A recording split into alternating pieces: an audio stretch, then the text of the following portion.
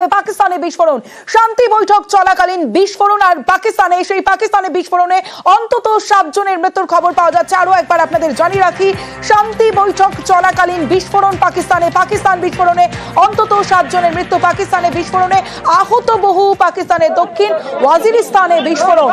সরাসরি চলে যাব নিউজ রুম থেকে, আমার প্রতিনিধি অতনু রয়েছে, অতনুর সঙ্গে কথা বলবো। অতনু, এই বিস্ফোরণের পিছনে কাদের হাত রয়েছে এখনো পর্যন্ত কি জানা যাচ্ছে? অতনু, যদি স্পষ্টভাবে বলতে হয় তাহলে পাকিস্তান আর্মি মনে করছে যে বিস্ফোরণের পিছনে বিদ্রোহীদের হাত রয়েছে, কিন্তু এই বিদ্রোহী কারা, তাদের কাছে অস্ত্র আসে কোথায় দেখতে হবে। আসলে এই দক্ষিণ ওয়াজিরিস্তান এমন একটা জায়গা, এটা হলো খাইবার পাখতুনখোয়া প্রদেশ এবং বালুচিস্তান প্রদেশ। এই দুটো জায়গায় বিদ্রোহীরা বারবার মাথা চাড়া দিয়ে উঠছে, যা পাকিস্তানের মাথা ব্যথার কারণ বলা যেতে পারে। পাকিস্তান সেনা প্রধান আসিম মুনিরের মাথা ব্যথার কারণ, যার জন্য ঘরের অন্দরেই বারবার তিনি চাপে পড়ছেন যে এই বিদ্রোহীদের কেন দমন করা যাচ্ছে না। খাইবার পাখতুনখোয়া প্রদেশে যখন এই ধরনের কোনো বিস্ফোরণ হচ্ছে, সেই বিস্ফোরক আসছে কোথা থেকে, যারা হামলা চালাচ্ছে সেই হামলা কারা চালাচ্ছে। পাকিস্তান বারবার অভিযোগ করে এসেছে বালোচ প্রদেশে এবং খাইবার পাখতুনখোয়া প্রদেশে যারা বিদ্রোহ করছে, যারা বিদ্রোহ করছে তারা যখন হামলা চালাচ্ছে, তার পিছনে ভারতের পরোক্ষ মদত রয়েছে বলে অভিযোগ করা হয়। এবারের ঘটনার ক্ষেত্রেও ভারত এবং আফগানিস্তান থেকে মদত দেওয়া হয়েছে বলে পাকিস্তান অভিযোগ করছে যে ভারত যদি অস্ত্র না দিত বা ভারত যদি মদত না করত তাহলে এই ধরনের ঘটনা ঘটানো যেত না। সুতরাং প্রত্যক্ষভাবে যদি বলতে হয় বিদ্রোহীদের কাজ, পরোক্ষে বলতে হবে যে অভিযোগ উঠছে ভিনদেশ অর্থাৎ বিদেশ থেকে, হয় আফগানিস্তান নয় ভারত থেকে কেউ হয়তো মদত জুগিয়েছে। বেশ অতনু। নিউজ 18 বাংলায় হ্যান্ডেলারদের তালিকা, জঙ্গি হ্যান্ডেলারদের তালিকা। নিউজ 18 বাংলার হাতে 33 জন জঙ্গি হ্যান্ডেলারের তালিকা প্রকাশ। হারকাত উল মুজাহিদিনে নিযুক্ত 25 জন হ্যান্ডেলার লস্করি তৈবায় শামিল।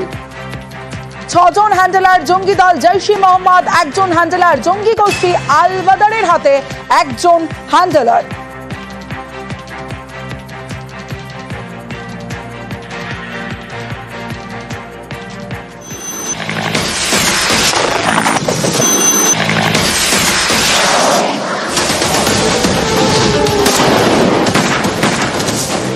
পহেলগাঁও জঙ্গি হামলার বদলা উপত্যকায় অল আউট অ্যাকশনে ভারত। শুক্রবার থেকে এক নাগাড়ে জঙ্গিদের ঘরে ঢুকে অপারেশন ভারতীয় সেনার। সন্ত্রাসীদের আস্তানায় পর বিস্ফোরণ।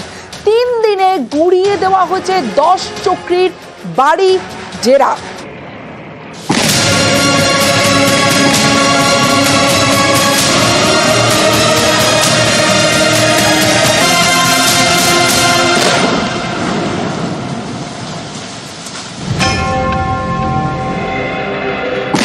বৃহস্পতিবার রাতে বিস্ফোরণ, উড়ে যায় ত্রালের বাসিন্দা আসিফ শেখের বাড়ি, যে পেহেলগাঁওয়ের সন্দেহভাজন জঙ্গি।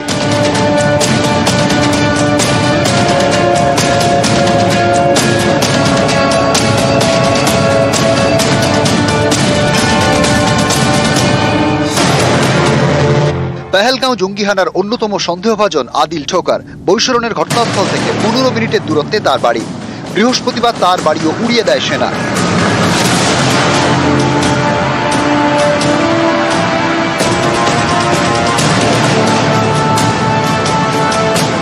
বিস্ফোরণে উড়িয়ে দেওয়া হয়েছে আরেক সন্দেহভাজন জঙ্গি এহসানুল হক শেখের বাড়ি। সে বুরান গ্রামের বাসিন্দা।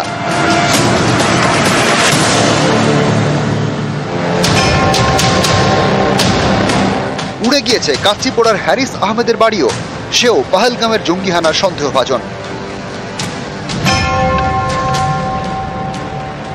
সোপিয়ানে আহমেদ কুটায়ের বাড়িতেও বিস্ফোরণ।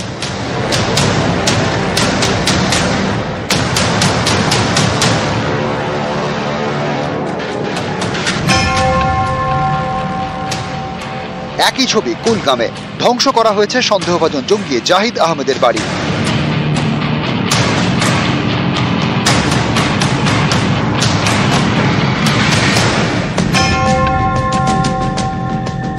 পুলওয়ামার সন্দেহভাজন জঙ্গি এহসান আহমেদের বাড়ি এখন ধ্বংসস্তূপ।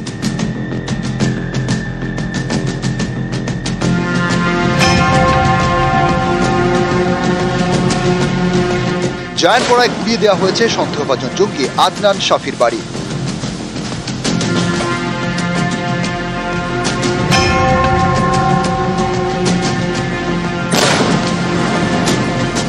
কুপওয়াড়ার ফারুক আহমেদের বাড়িও বিস্ফোরণে শেষ।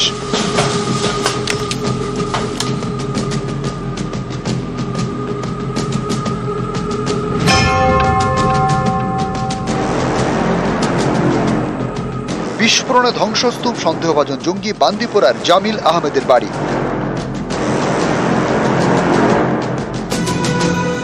নিউজ 18 বাংলা।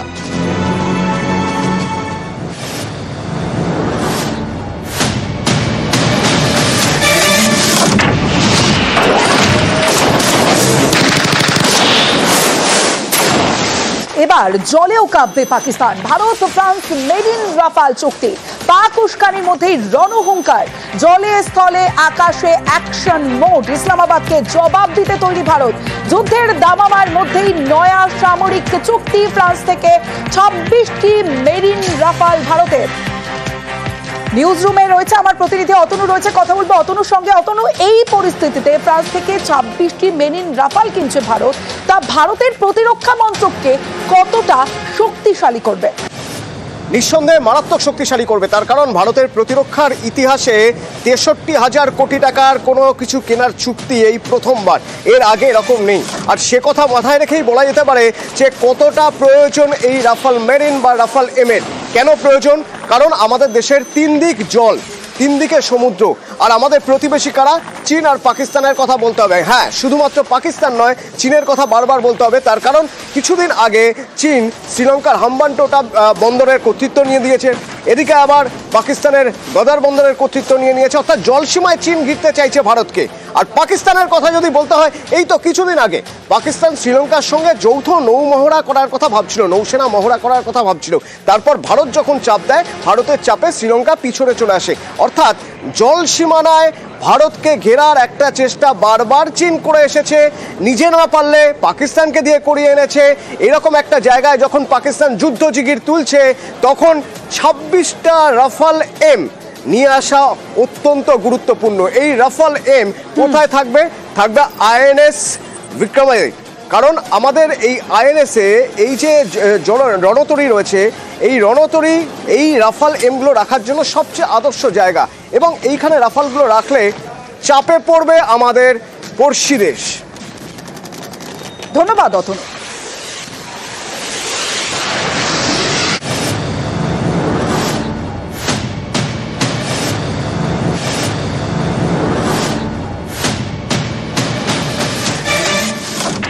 পাক সীমান্তে নিউজ 18 বাংলা। পাকিস্তানের উস্কানিমূলক মন্তব্য এবং হুঙ্কারের মধ্যে জয়সলমীরে সীমান্তে প্রস্তুত সেনা।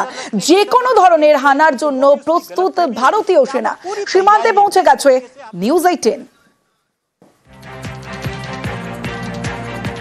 जैसलमेर बॉर्डर पर जिस तरीके की तैयारी है, उससे पाकिस्तान दहशत के अंदर है। पाकिस्तान जिस तरीके से सोच रहा है कि अगर वो ड्रोन का इस्तेमाल कर ले यहाँ पर नजर रखने के लिए, तो वो भी उसकी गलतफहमी होगी। यहाँ पर पूरी तैयारी है। किस तरीके से आप देखिए कि सारे निर्देश लिखे हुए हैं और यहाँ पर जवान मुस्तैद है।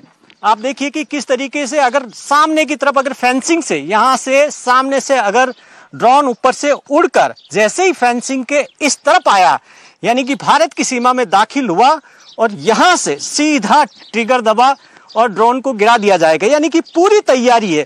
कोई भी गलतफहमी अगर पाकिस्तान पा ले तो आप तय मान के चलिए कि ये ट्रिगर सीधा दबेगा।